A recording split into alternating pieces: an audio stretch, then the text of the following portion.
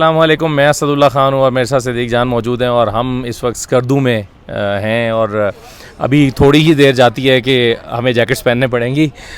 ठंड जो है वो इस वक्त हो जाती है यहाँ पर। कहाँ पे स्कर्दू में? स्कर्दू में हम ये ब्रोक एक जगह है हुसैनाबाद के करीब, तो और ये जो रिज़ॉर्ट है इसका नाम भी ब्रोक रिज़ॉर्ट है और बहुत खूबसूरत रिज़ॉर्ट है और बहुत अच्छी जगह है जहाँ पर ये हम आए हुए हैं इस वक्त।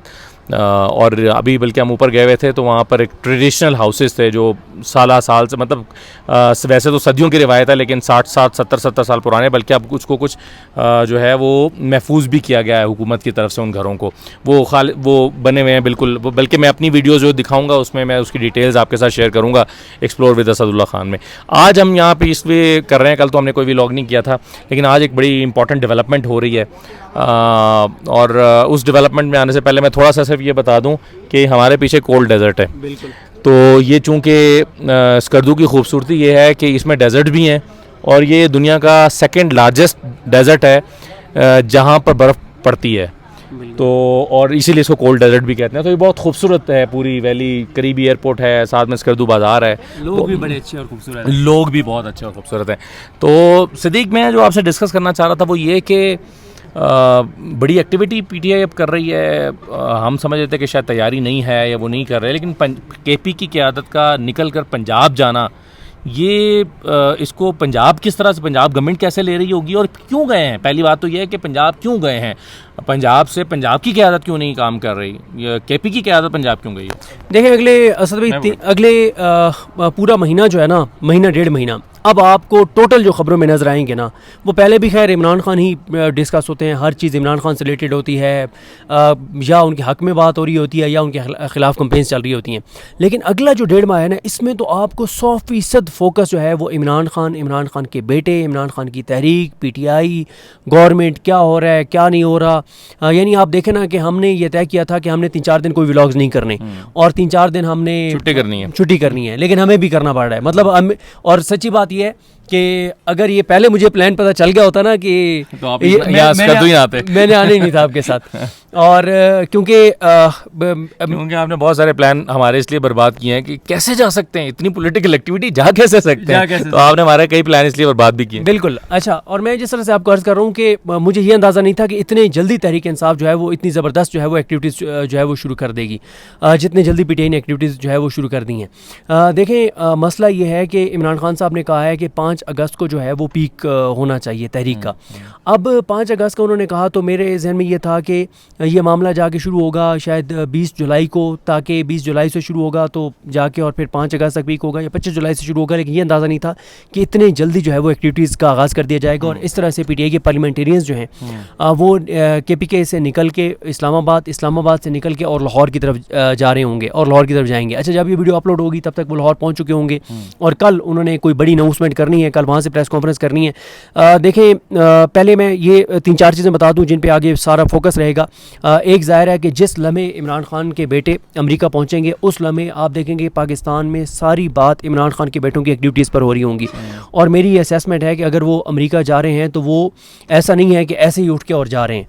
इसका मतलब ये है कि जमाइमा ने एक वहाँ पे ऐसी लॉबिंग की है कि उनकी कुछ अहम मुलाकातें होंगी और अगर वो जाके इंटरनेशनल मीडिया को इंटरव्यूज़ देते हैं, अगर वो जाके ओवरसीज़ पाकिस्तानियों से इंटरेक्ट करते हैं और अगर ओवरसीज़ पाकिस्तानियों ने कोई एक्टिविटी रख दी और ओवरसीज़ पाकिस्तानियों ने कोई जलसा रख दिया, तो ये यकीन करें इमरान खान के बाद अगर अमेरिका में ओवरसीज़ पाकिस्तानियों का सबसे बड़ा कोई इज्तिमा होगा तो वो यही होगा जब इमरान खान के बेटे वहाँ पर पहुँचे हुए होंगे। इसके अलावा भी आपको पता है कुछ ऐसी, और वैसे भी वहाँ की तंजीम चूँकि बहुत मुनज़्ज़म है और अगर तंजीम पार्टिसिपेट करती है, क्योंकि मैंने पिछले दिनों शेख वकास हकम साहब से पूछा था, मैंने कहा था कि जी उनके विज़िट को क्या पीटीआई का अमेरिका चैप्टर देख रहा है, तो शेख वकास साहब ने मुझे कहा कि नहीं जी, पीटीआई का कोई इससे ताल्लुक़ नहीं है।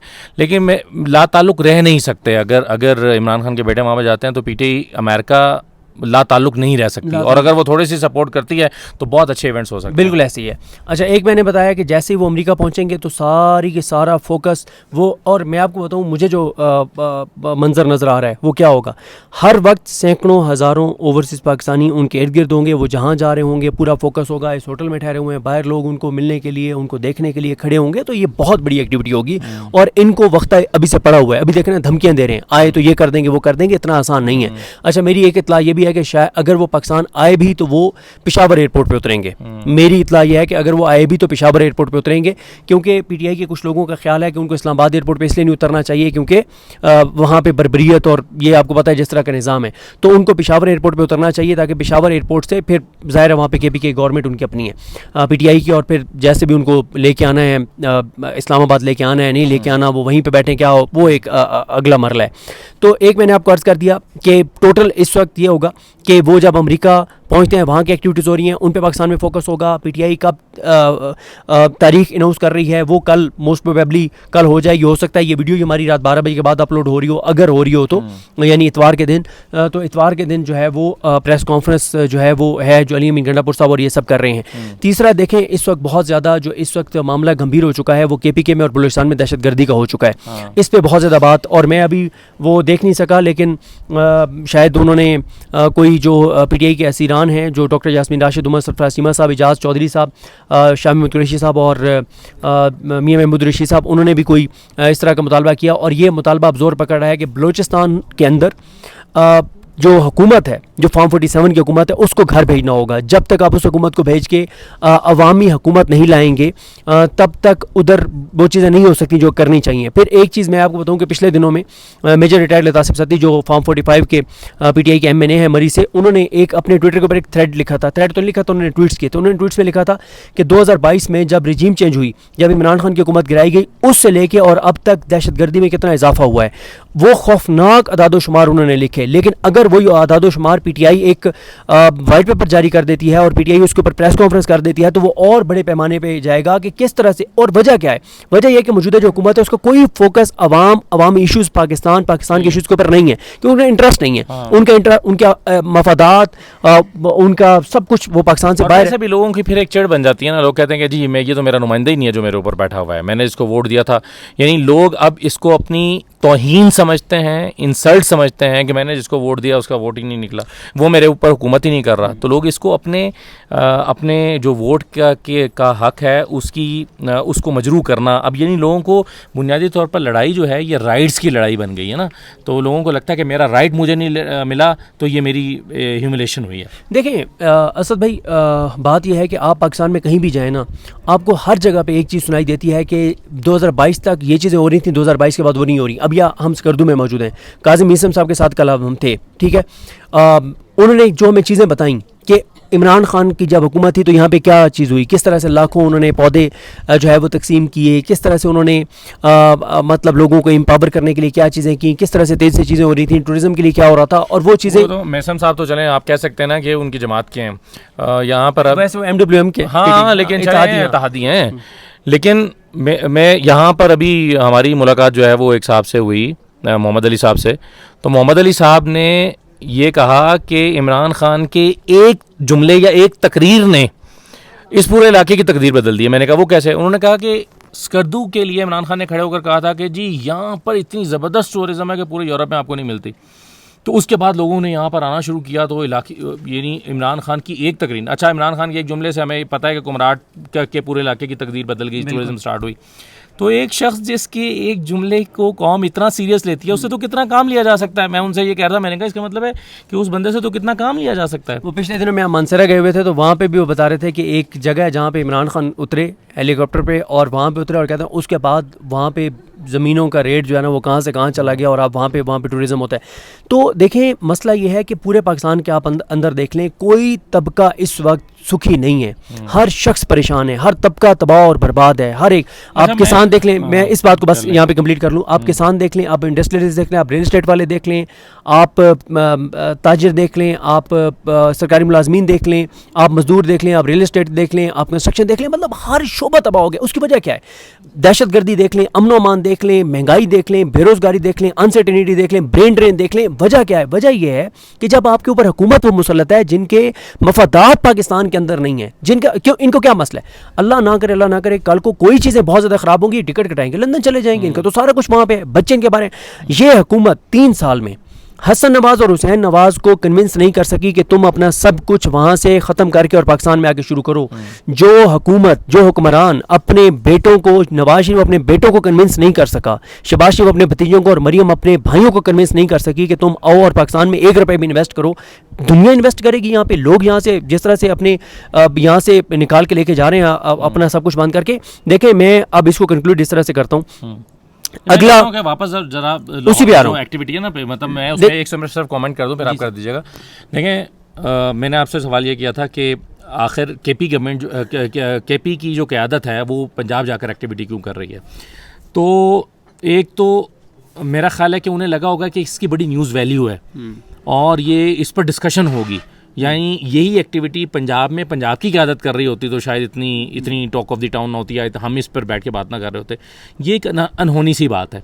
और शायद उन्हें ये भी लगता होगा कि हो सकता है कि पंजाब की क़यादत अगर कर रही होगी एक्टिविटी तो पंजाब में उन पर मुकदमे हो सकते हैं, उनकी गिरफ्तारियाँ हो सकती हैं। केपी की क़यादत को पंजाब में गिरफ्तार करना इतना आसान फैसला नहीं होगा, और फिर गिरफ्तार कर लेना और फिर उनको फिर ख़ासतौर पर चीफ मिनिस्टर साथ हों और फिर गिरफ्तार करके फिर उन पर मुकदमे चलाए रखना और उनको गिरफ्तार किए रखना। तो मेरा ख्याल है कि ये अच्छी पॉलिटिकल मूव है। मुझे ये लग रहा है कि शायद इसकी कुछ वजूहात ही हो सकती हैं। आपके ज़हन में क्या आता है? देखिए, एक बात आप कोई माने या ना माने, देखें हम बहुत तनकीद करते हैं अली अमीन गंडापुर साहब तक पर, लेकिन अभी भी तहरीक इंसाफ में जो सबसे अहम खिलाड़ी हैं वो अली अमीन गंडापुर हैं, क्योंकि वज़ीर आला केपी के हैं। और वज़ीर आला केपी के को जैसे आपने कहा पंजाब में गिरफ्तार करना इतना आसान नहीं है। फिर उनका एक रोल, हमने उन पे जहाँ उनकी चीज़ें थी हमने उस पर तनकीद भी बहुत ज़्यादा की है अली अमीन गंडापुर साहब पर। लेकिन देखें, एक बात तो आप अली अमीन गंडापुर साहब की माने ना कि एक बात में तो ठीक साबित हुए, हम गलत साबित हुए, हमने उनको टारगेट किया उस मामले के ऊपर। वो था मौलाना फजल रहमान का मामला। वो बार बार कहते रहे कि मौलाना फजल रहमान कंप्रोमाइज्ड है, ये ट्रक की बत्ती के पीछे में लगा रहा है, ये हमारे साथ नहीं आएगा, ये हुकूमत के साथ जाएगा, ये इस निज़ाम के साथ जाएगा, ये ताकत के साथ जाएगा, ये अपने मफाद के साथ जाएगा। हमने कहा नहीं, आज वो दुरुस्त साबित हुआ है। मौलाना ने मखसूस नशिस्तें भी ले ली।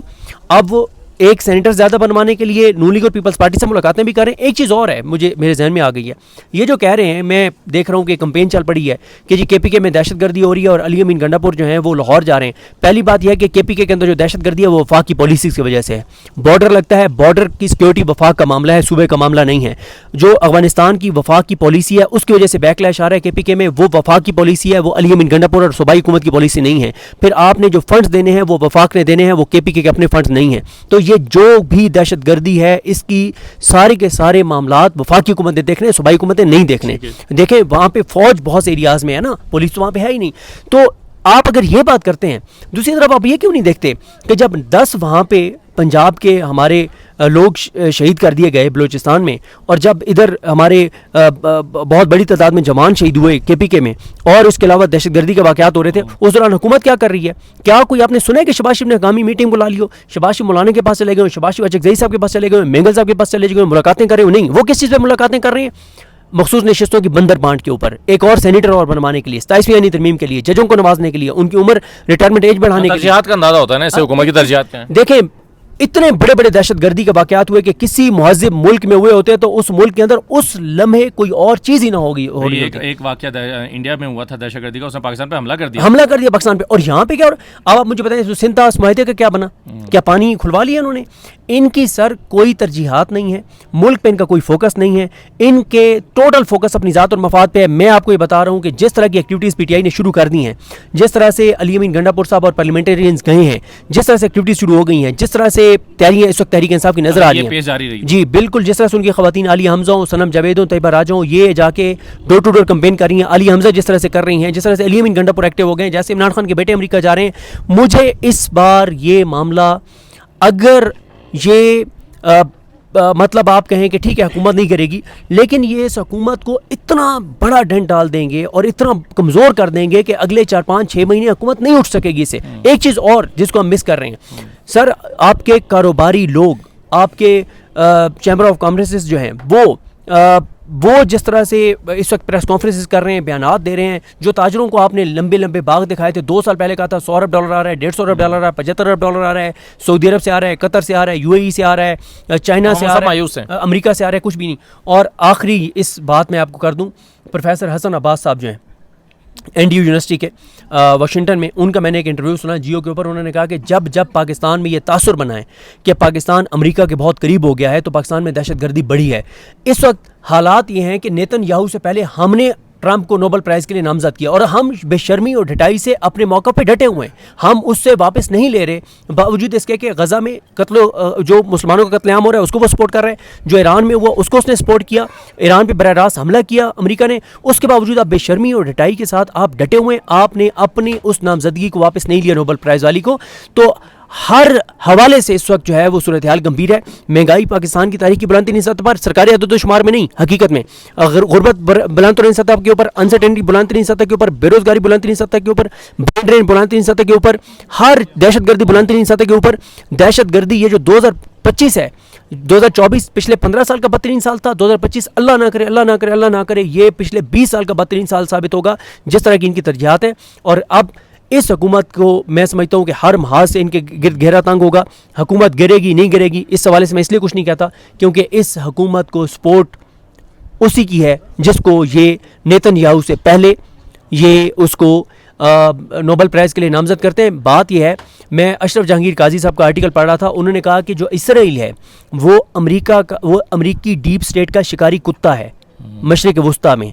वो बाद में ट्रंप को नामजद कर रहा है नोबेल प्राइज़ के लिए, शबाशी पहले कर रहा है। तो ये तो आपकी सूरत हाल है, ये आपके हालात हैं। मैं आपको, अगर अमेरिका के साथ इनकी सेटिंग ना होती तो मुझे इसमें कोई शक नहीं था कि ये हुकूमत गिर जाती, लेकिन क्योंकि अमेरिका की सपोर्ट है इनको, ट्रंप की सपोर्ट है इनको, और ट्रंप के लिए ये मिनरल्स और ये अभी देखें ना, यहाँ पे भी हम स्कर्दू में भी आए, लोगों को परेशानी क्या है कि यार ये जो हमारे मिनरल्स हैं, ये जो हमारे वसाइल हैं, ये औने पौने दामों अमेरिका के हवाले कर दिए जाएंगे। केपीके में आप जाते हैं, वहाँ पे अनसर्टेनिटी क्या है, वो कहते हैं कि हमारे ये लोगों के अंदर लोग कहते हैं कि अमेरिका के लिए ये यहाँ पे एक जंग शुरू करेंगे और मिनरल्स हमारे दे देंगे अमेरिका को। बलोचिस्तान में दहशतगर्दी में इजाफा इसलिए हो गया है कि जब ये तासुर मिला है कि शहबाज शरीफ की हुकूमत औने पौने दामों सारे बलोचिस्तान के वसाइल अमेरिका के हवाले करने जा रहे हैं।